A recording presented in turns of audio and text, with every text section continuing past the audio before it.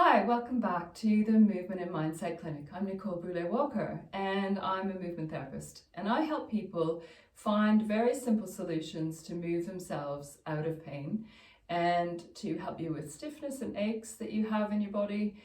We all get told that these things are down to, the one I'm going to cover today is core strength. Everyone gets told that they have weak core and that they need to strengthen. Now, I am going to talk to you about the reason why that's not true, and in most cases it isn't. If you're standing up and you're moving around and you're upright, chances are your core is perfectly fine. If your core can hold you upright, then it is strong. Now, what we need to be concerned with, and what I always tend to make a priority, is movement. And so if you are finding that you have a lack of movement in your lower back, it is going to cause some problems for your abdominals.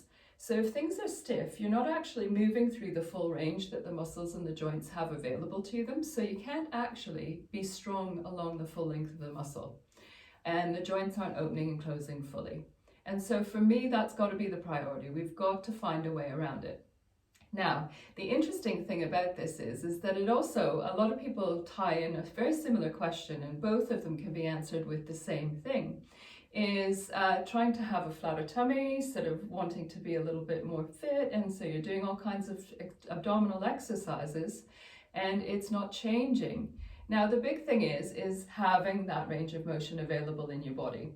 So again, if you can't extend your back to open your abdominals fully, then you're going to struggle to close them fully. And so those abdominal exercises that you've been doing, chances are you're working in that short little middle range, and you're not actually getting anything to lengthen at any stage.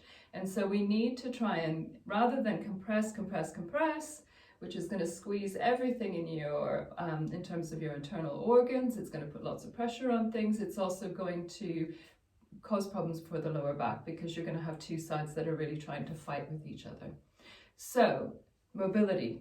Mobility's first and then strength. So you need to make sure that you've got the range of motion before you go ahead and do any core strength. So the one exercise that's really great for that is, and you may have seen the seated cog version that I did in the previous video. So we're going to lie down on this one, and it gives us feedback from the floor when we're lying down. So it's great to do it here, although it probably feels quite easy. You know, we're all looking for something that looks fantastic and impressive, but keep it simple. So when we start to tip the pelvis forward, if you just put your fingertips at the hip bones and you allow those bones to go down just by about an inch, you'll feel like you're creating more arch in your lower back. And if we come back to where we were and through that point and upward by an inch, then you have a flat back position. So we need to be able to have both sides of that movement available so that our abdominals and back muscles can work properly. So we're going to work on that. When you go forward, I want you to breathe in. And when you go backwards, I want you to breathe out.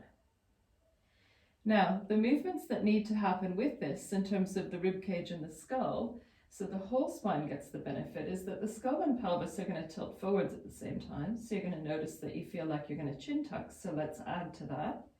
And when you breathe out and flatten the back, release the chin and look up at the ceiling. So breathe in and breathe out.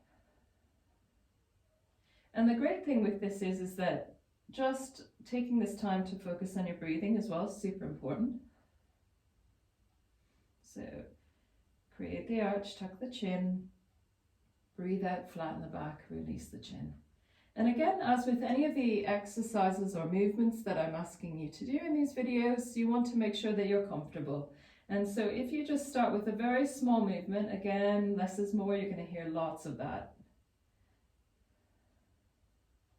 And so we want to be rocking on the bones. So what I want you to do is think about the bones rather than the muscles and make the movement just that little bit softer. We all want to muscle through things and make everything work more and harder and bigger. So it's all about trying to simplify. And let's get down to what the bones are doing underneath. Because if they're not moving, then your muscles aren't moving. So breathe in. And breathe out. And if you feel you've got quite a good grasp of this, it's good to have the arms back down at the sides. It's nice to have them there for feedback to start with. So breathe in and breathe out.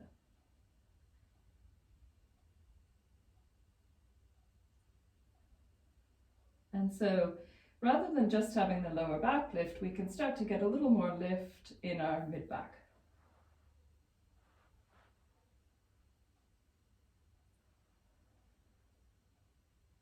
And make the breaths a little bit longer then, because it's going to take a little longer to get down to the floor with your mid-back and lower back.